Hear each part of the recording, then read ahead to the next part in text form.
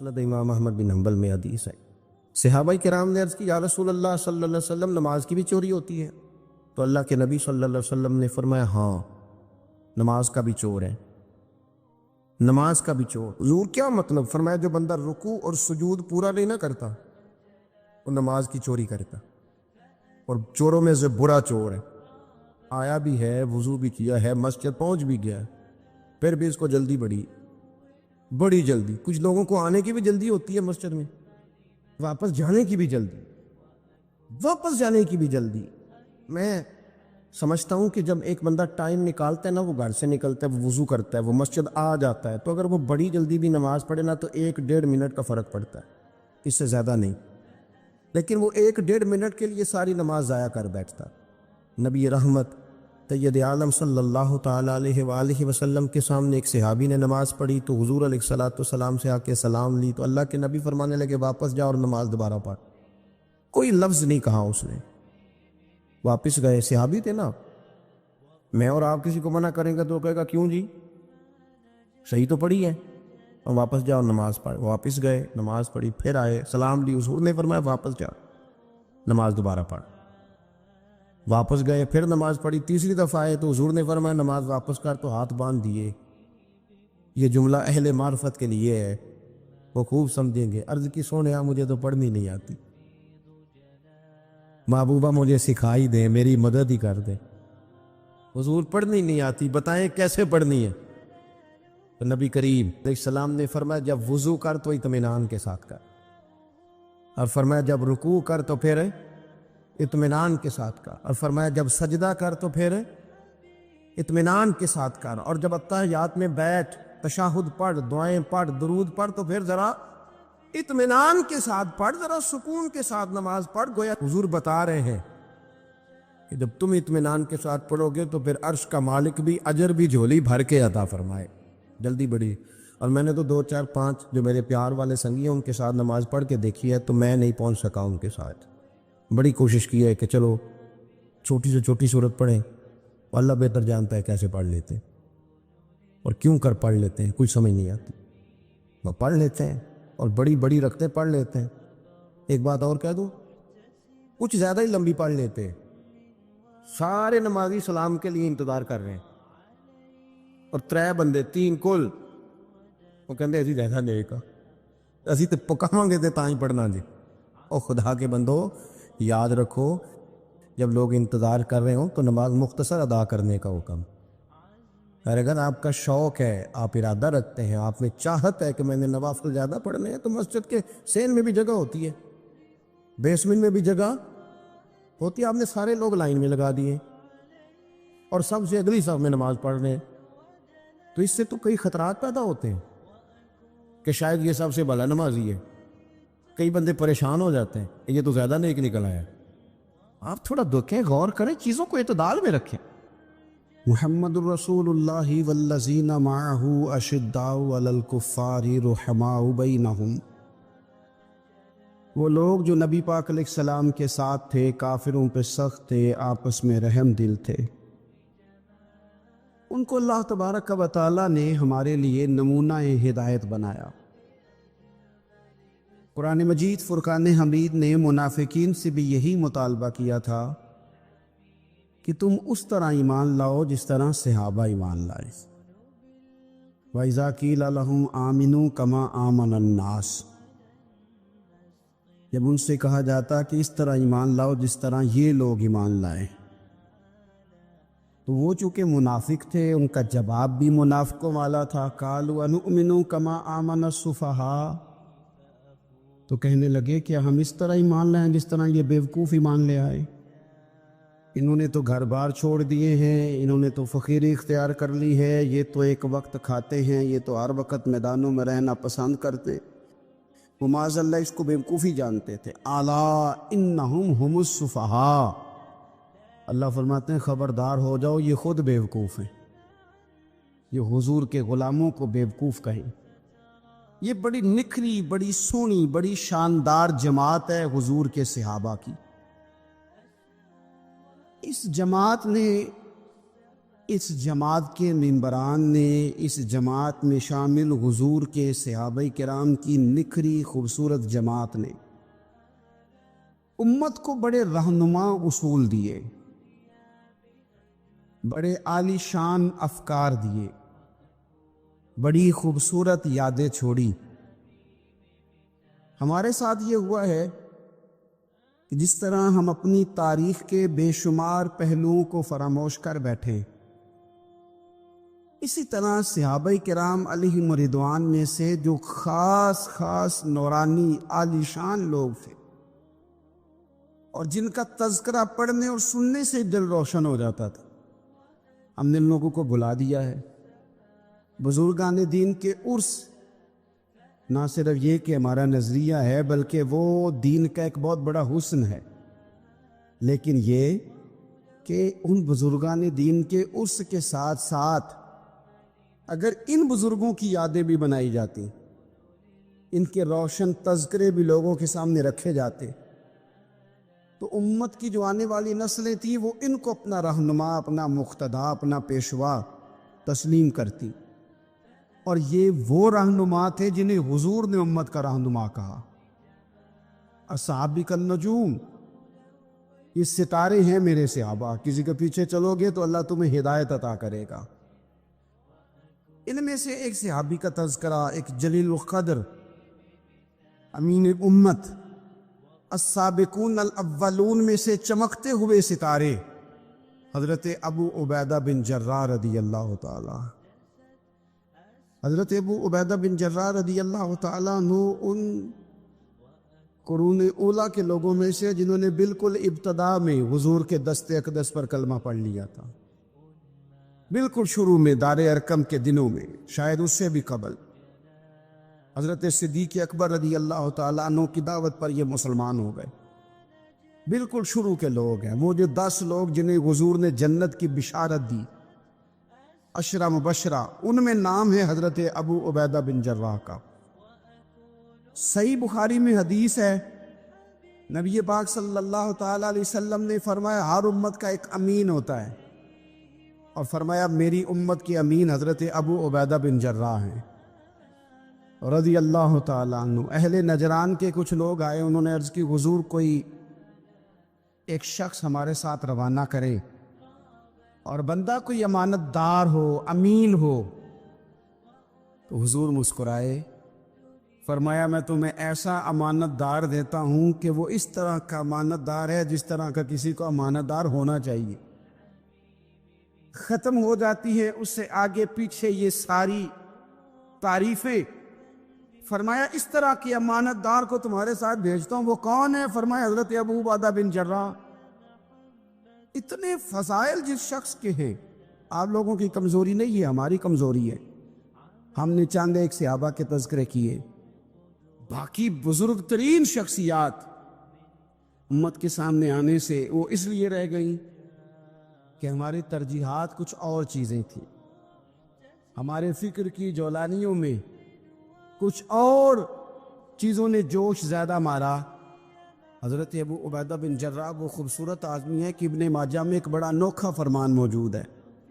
ابن ماجہ میں حضرت عائشہ صدیقہ رضی اللہ تعالیٰ عنہ سے کسی نے پوچھا کہ نبی پاک صلی اللہ تعالیٰ علیہ وسلم کو سب سے زیادہ محبوب کون ہے؟ حضور کو سب سے زیادہ پیار کس سے ہے؟ تو فرمایا سادی سی بات ہے، ابو بکر صدیق سے، عمر فاروق سے۔ اس شخص نے کہا نہیں، میں ان کے بعد پوچھنا چاہ رہا تھا۔ تو فرمایا یہ بھی بڑی واضح بات ہے، ان کے بعد میں نے حضور کو جن سے سب سے زیادہ پیار کرتے دیکھا وہ حضرت ابو عبیدہ بن جراح ہیں، سب سے زیادہ میں نے محبت کرتے دیکھا۔ اور مسلم شریف میں یہ حدیث آپ کو ملے گی، حضرت عائشہ صدیقہ فرماتی ہیں اگر حضور خود اپنے فرمان سے خلیفہ بناتے تو اپنے بعد ابو بکر کو بناتے، ان کے بعد حضرت عمر کو بناتے، ان کے بعد بناتے تو ابو عبیدہ بن جراح کو بناتے۔ اتنا بڑا آدمی حضرت ابو عبیدہ بن جراح رضی اللہ تعالیٰ، اتنی بڑی شخصیت۔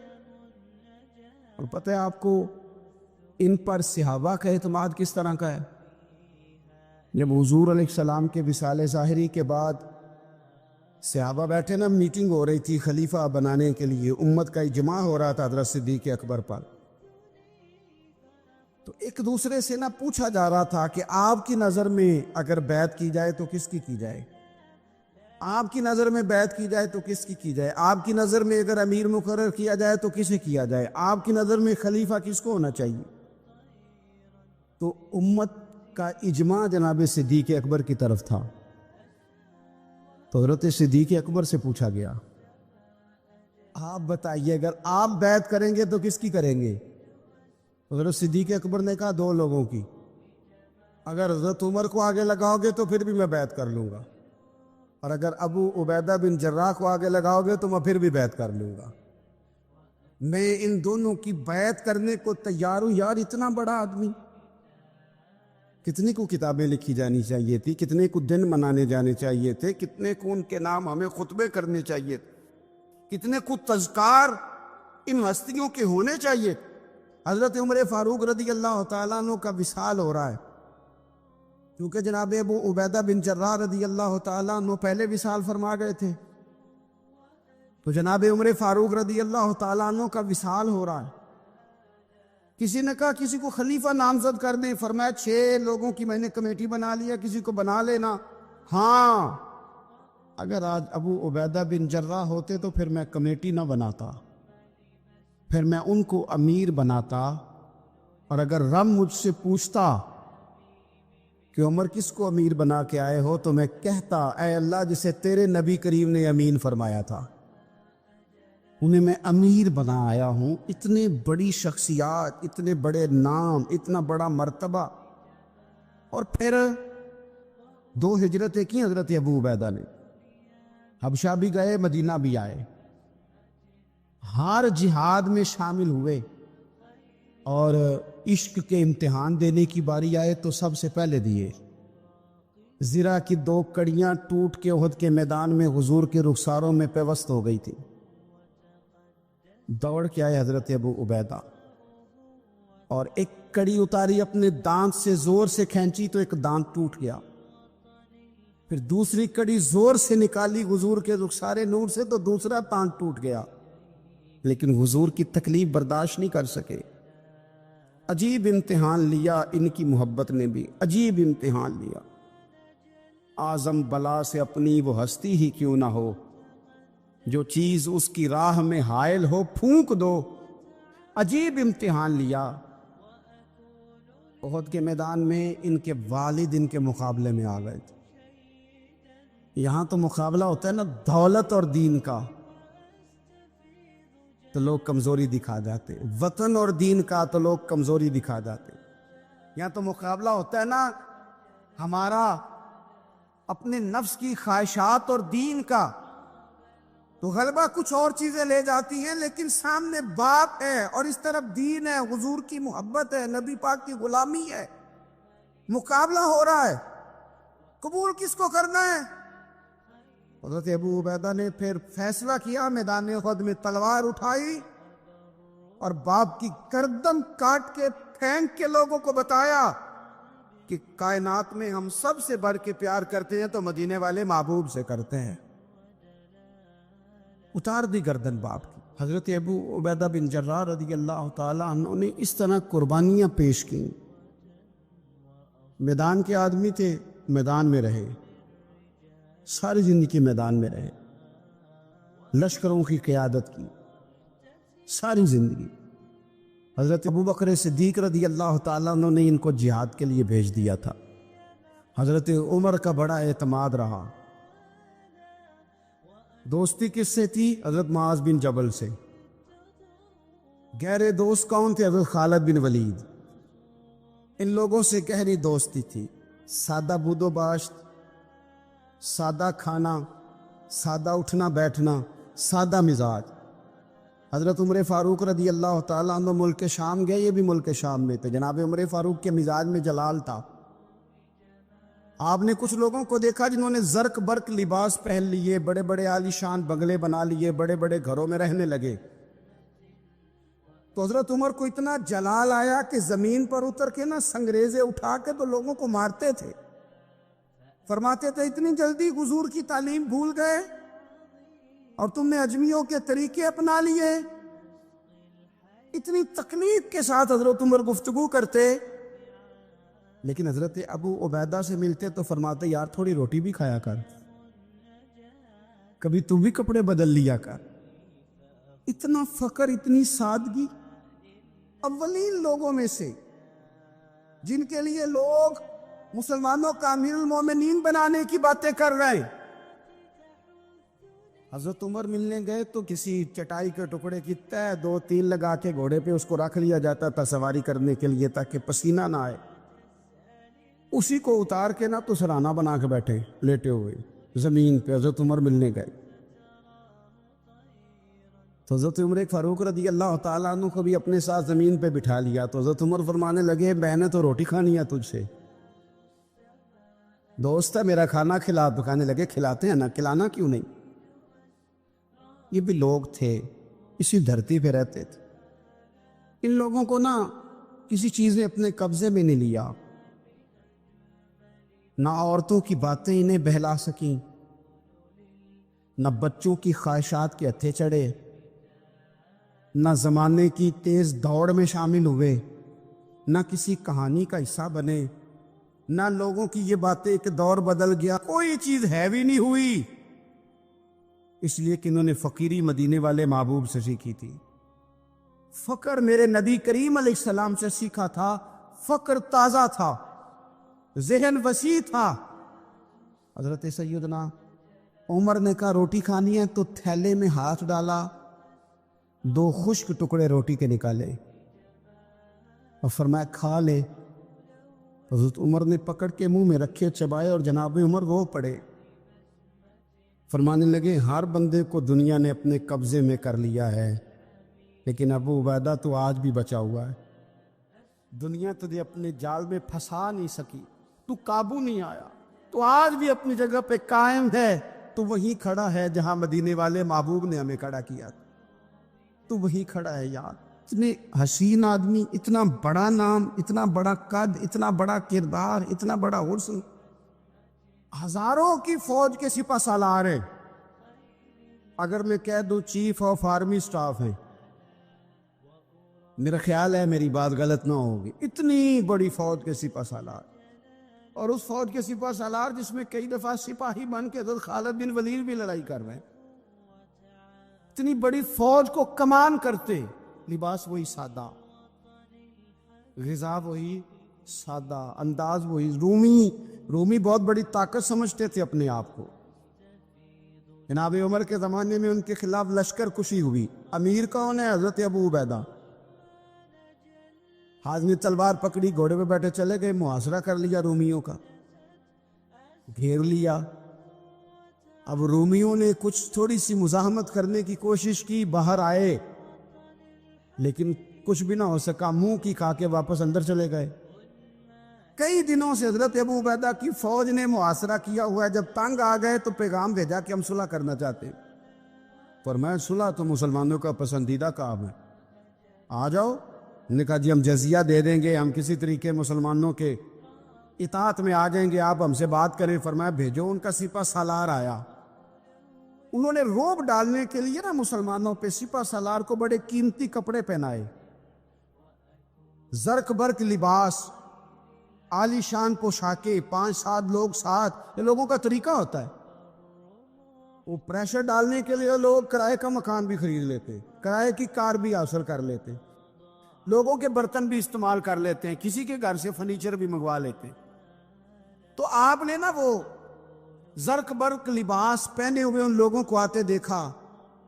اب وہ بڑے اپنے انداز میں تو روب ڈالنے کے لیے آئے تھے نا، تو آ کے پوچھا مسلمانوں کے امیر کہاں ہیں لشکر کے؟ تو انہوں نے کہا ادھر ہی تھے، یہی کہیں ہوں گے۔ بڑا حیران ہوا کہ ہم تو بڑے لاؤ لشکر کے ساتھ آئے۔ یاد رکھ لیں روب کپڑوں کا نہیں ہوتا، روب کردار کا ہوتا ہے۔ پھر پوچھا کہاں ہے؟ نے کہا جناب وہ سامنے خیمے میں دیکھ لو۔ وہ خیمے میں گئے تو اتنی بڑی فوج کا سپہ سالار زمین پہ بیٹھے اور اپنے تیر سیدھے کر رہے ہیں۔ اب وہ بڑے زرق برق لباس میں ہے، کہنے لگا ابو عبیدہ بن جراح آپ ہیں؟ فرمایا میں ہی ہوں۔ کہا ملنا تھا؟ فرمایا آ جاؤ۔ کہنے لگا آپ تو زمین پہ بیٹھے۔ تو آپ فرمانے لگے ہمارے بزرگ زمین پہ ہی چلتے تھے، زمین پہ ہی بیٹھتے تھے، زمین پہ ہی کھاتے تھے، نیند آتی تھی تو زمین پہ ہی سو جاتے تھے۔ وہ حیرانگی سے کہنے لگا آپ اتنے بڑے سپہ سالار ہو کے اس طرح رہتے ہیں؟ فرمانے لگے میری ضروریات ساری پوری ہوتی ہیں، پھر بھی کبھی کوئی مشکل بن جائے تو میں تھوڑا سا قرضہ لے لیتا ہوں حضرت معاذ بن جبل سے، ان کو مشکل آ جائے تو مجھ سے لے لیتے ہیں۔ تو بالکل صحیح گزارا ہو رہا ہے کہ اس طرح کیوں بیٹھے، یہ کیا بات ہے؟ ہمارے ہاں لوگوں کا رونا دھونا نہیں، روز مکان کوئی نہیں تو رو پڑے، بچے کی شادی کرانی ہے تو رو پڑے، او ہو جی کیا بتائیں غریبی بڑی ہے تو رو پڑے۔ زمین پہ بیٹھے ہیں، زمین پہ بیٹھ کے خشک ٹکڑے کھا رہے ہیں، پر کہہ رہے ہیں بڑے مطمئن ہیں یار کیا ہوا، کوئی ایسا مسئلہ نہیں، اگر کبھی مشکل آ جائے تو میرے دوست ہے حضرت معاذ بن جبل، تھوڑا قرضہ لے لیتا ہوں، ان کو ضرورت پڑے تو مجھ سے لے لیتے ہیں۔ رومی صلح بھی کر گئے، بات بھی کر گئے، پر جہاں جہاں گئے نا حضرت ابو عبیدہ بن جراح کا فقر بھی بیان کرتے گئے۔ ہندوستان میں مسلمانوں نے ہندوؤں کو دیکھا کہ وہ مہندی کی رسم کرتے ہیں، اس پر پھر اتنی زیادہ توجہ لوگوں کی بڑھ گئی کہ وہ باقاعدہ شادی کا حصہ بن گئی، باقاعدہ اس پہ بہت بڑا سرمایہ خرچ ہونے لگ گیا۔ پھر اس کے ساتھ ساتھ فی نفس ہی عورت کا ہاتھوں پہ مہندی لگانا تو ناجائز نہیں، لیکن اس میں پھر ایک باقاعدہ تقریب رکھ لینا، پھر مرد عورتوں کا اکٹھے ہونا، پھر ڈھول دھمکا ہونا، پھر شور شرابہ ہونا، اس کی شریعت قطعاً اجازت نہیں دیتی۔ پھر یہ ہوتا تھا کہ شادی سے قبل جب رشتہ طے ہوتا تھا تو طریقہ یہ تھا کہ لڑکی اور لڑکے کا نکاح کر دیا جاتا تھا اور مناسب وقت پر رخصتی ہو جاتی تھی۔ نبی پاک صلی اللہ تعالیٰ علیہ وسلم نے حضرت سیدہ عائشہ صدیقہ رضی اللہ تعالیٰ عنہ کے ساتھ نکاح کیا اور 3 سال کے بعد رخصتی ہوئی۔ چلے بعد میں لوگوں نے اگر نکاح نہ کیا تو پھر کہا کہ نسبت طے کر دی ہے، یہ بڑا سونا اچھا صاف ستھرا فکرہ تھا۔ اب باقاعدہ اس نام کو منگنی کا نام دے دیا گیا، اور ہم دوسروں کی چال چلتے چلتے اپنی وزاداری بھولتے جا رہے ہیں۔ دیکھا دیکھی نا لوگوں کی، دیکھا دیکھی۔ میرج ہال کا تصور صرف اتنا تھا کہ اب آبادیوں میں جگہ موجود نہیں ہے تو باقاعدہ ایسے ہال بنا لیے جائیں جن میں نکاح آسانی سے ہو جائے، لیکن اب تو مہنگے سے مہنگا حال، اس میں پھر سہولیات، پھر اس میں آسانیاں، پھر کھانے کی بھرمار اور مختلف ڈشیں، یہ سوائے اپنے اوپر بوجھ ڈالنے کے، امیر بوجھ ڈالتے ہیں، غریبوں کو پریشان کرتے ہیں، ان کے بچے دیکھا دیکھی اس چکر میں پڑ جاتے ہیں، حالات سنگینی کا رخ اختیار کر جاتے ہیں۔ منگنی باقاعدہ میرج ہال میں ہونے لگ گئی۔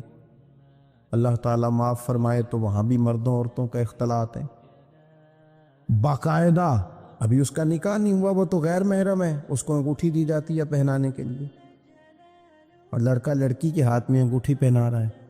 ناراض نہ ہونا، حاجی صاحب بھی کھڑے ہوتے ہیں، نمازی صاحب بھی کھڑے ہوتے ہیں، وہ صاحب بھی کھڑے ہوتے ہیں جو مذہبی تقریبات میں آگے آگے دکھائی دیتا، لیکن یہاں دین ہی نہیں یاد آ رہا۔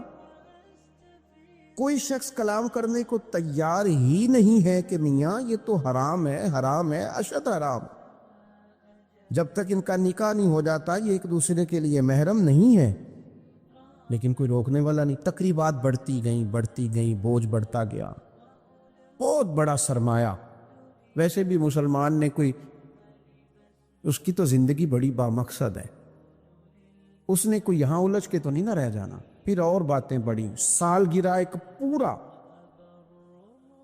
وتیرہ اختیار کر گئی ہے، گھروں کے اندر سرائیت کر گئی ہے سالگرہ، ایک پوری تقریب بن گئی ہے، پورا خرچہ لے گئی ہے وہ۔ کیا مسلمان اتنے اپنے آپ کو فضول سمجھنے لگے ہیں معاذ اللہ کہ وہ فارغ ہیں جس کام میں جو مرضی ایک ماحول بناؤ، اور پھر چلتے طرح طرح کی تقریبات اور طرح طرح کے، یہ فلانا جشن بہاراں آ گیا ہے تو یہ اپریل فول آ گیا ہے تو یہ بیماری نیو ایئر نائٹ کی آ گئی۔ میں نے رات بھی کہا تھا، جس قوم کی بچیاں کشمیر میں روز روتی ہوں وہ جشن منائے گی سڑکوں پہ نکل، جن لوگوں کے بھائی برما میں کاٹ دیے جاتے ہوں وہ جشن منائیں گے۔ او خدا کے بندو، لوگوں نے تو تنقید کر کے چپ کر گئے، تنقید کر کے۔ دیکھو جی، عرب شریف والوں نے وہاں سینمے کھلوا دیے، تم تو تنقید کر کے چپ کر گئے نا۔ یہ وہ مقام کرب ہے، یہ وہ مقام خوف ہے۔ جب عرب کی دھرتی پہ عورتیں ناچیں گی تو مجھے بتاؤ نا، امام حسین کے دل پہ کیا گزرے گی؟ امام حسن کو کیا اس سے اذیت پہنچے؟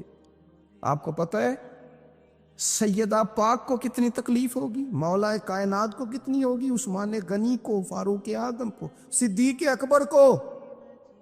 تمہیں پتہ ہے یہ عرب کا ملک کسی ایک شخص کی حکومت کی جگہ نہیں ہے، یہ کسی خاندان کا نہیں ہے، کسی قبیلے کا نہیں ہے، کسی سیاستدان کا نہیں ہے۔ یہ عرب شریف تو میرے نبی پاک کا وطن ہے۔ اس وطن میں جب گانے باجے ہوں گے، ڈھول ڈھمکے ہوں گے، تماشے ہوں گے، حضور کے قلب نور کو کتنی تکلیف ہوگی۔ اور ہم ہیں کہ مذاق بنا ہوا ہے۔ کہاں ہیں وہ لوگ جو روز کہتے تھے موویاں بنا بنا کے غریب لوگوں کو پکڑ کے کہتے تھے یہ فلانی غلط حرکت کر رہا ہے، یہ فلانی۔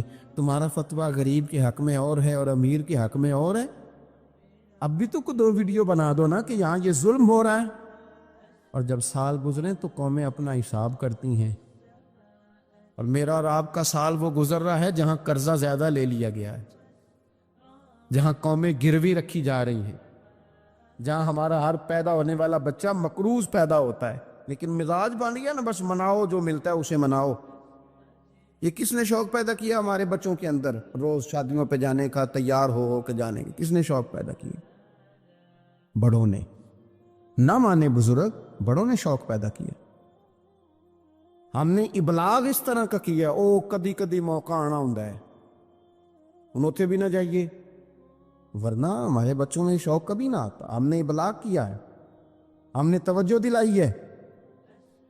بچے چھٹیاں کر رہے ہیں، یہ ہم پریشان ہیں ان دنوں میں، پیپر بچوں کے قریب ہیں مدرسے کے، اور چوتھے دن کو بچہ درخواست لے کے آ جاتا ہے فلانے کی شادی ہے، فلانے کی شادی ہے۔ میرے ابا جی کہا کرتے تھے، تھوڑے سے ہم بڑے ہوئے تو ابا جی شادی پہ جانا ہے تو کہتے تھے جوان منڈے دا کی کام میں بیاہ میں تے جانے دا، ہم جائیں گے نا تو میری اماں جائے گھر رہو آرام سے۔ ہمارے پرانے بزرگ اس طرح کی تربیت کرتے، کہتے تھے تمہارا مطلب کیا، اس شادی پہ تم نے کیا کرنا ہے؟ اور یہاں سارا کام ہی بچے اور بچیوں کو دے دیا گیا، بچے اور بچیوں کو، اور تیار کر کے نہیں جاتا۔ کسی خاص جگہ پہ کوئی مجبوری ہو جائے، قربت اتنی زیادہ ہو کہ رہا نہ جائے، تو کبھی نکاح پڑھانے کے لیے جاؤں نا تو بس میرے کانوں سے آواز ٹکراتی نہیں، لیکن میں سمجھ جاتا ہوں کہ کیا باتیں گونج رہی ہیں۔ اور پردہ ہی کر لو تھوڑا سا، وہ کہتے ہیں پردہ، یہ بچی کے نکاح کی مووی نہ بنی تو فلم ہی نہیں مکمل ہوگی۔ اس خوشی کے موقع پر بھی آپ یہ کہہ رہے ہیں کہ لو جی پردہ کرو اور دوپٹہ لو، تو اتنے پیسے دیے وہ بیوٹی پارلر والے کو، وہ کدھر جائیں گے؟ کون ہیں یہ لوگ سارے؟ میں اور آپ نہیں ہیں، ہم ہی تو ہیں یہ سارے۔ یہ کس پر تنقید کر کے ہم چپ کر گئے ہیں؟ ہم سارے خود ہیں، اور ہم سب مل ملا کے اس سوسائٹی کا حصہ بنتے جا رہے ہیں۔ اب تو بھائی وہ مہنگے میرج ہال کے اندر جب میرج ہال لیا جاتا ہے تو ایک سمت عورتیں، ایک سمت مرد، اور بیچ میں پردے کا بندوبست بھی نہیں کرایا جاتا، چونکہ یہ تو دکھیا نوس لوگ ہیں، یہ پردہ کراتے ہیں۔ وہ کہتے ہیں لو اتنی تیاری کی، کپڑے دکھانے کس کو ہیں؟ تم پردہ کرا رہے ہو۔ خدا سے ڈرے، مسلمان ان ابس کاموں کے لیے نہیں ہے، تو اونچے مقاصد کے لیے آیا۔ تو دیکھنا، تیری تو بڑی عظمت ہے۔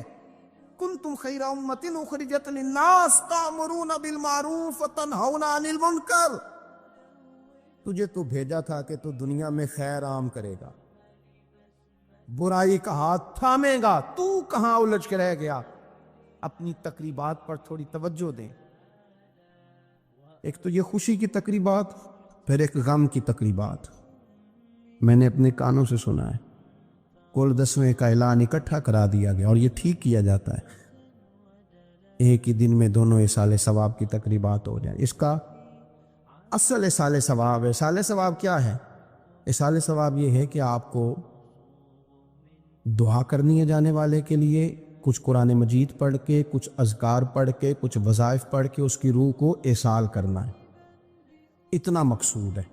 بڑی غور سے، مجھے تھوڑا ٹائم دیں گے آپ 2-3 منٹ کا صرف، اور میری بات پہ نا خاص توجہ کریں، خاص بات کرنا چاہتا ہوں. اگر اس میں کھانا پکانا ہے نا، تو آپ نے کھانا اس لیے پکانا ہے کہ غریب کو، مسکین کو کھانا کھلائیں گے، اور جو ثواب اس کا ملے گا وہ بھی جانے والے کی روح کو ملے گا. لیکن اگر آپ اس میں دعوت پکا لیں، دعوت رشتہ داروں کی، یاروں کی، وہ تو بھائی دعوت ہے. ایک ہے کہ آپ نے کوئی ایسا کام کیا جس سے جانے والے کی روح کو، ہوٹل میں بیٹھ کے کھانا کھایا 4 بندوں نے، موج کی، مرضی کا انہوں نے گوشت اڑایا، تو وہ کہیں اس کا ثواب جائے گا.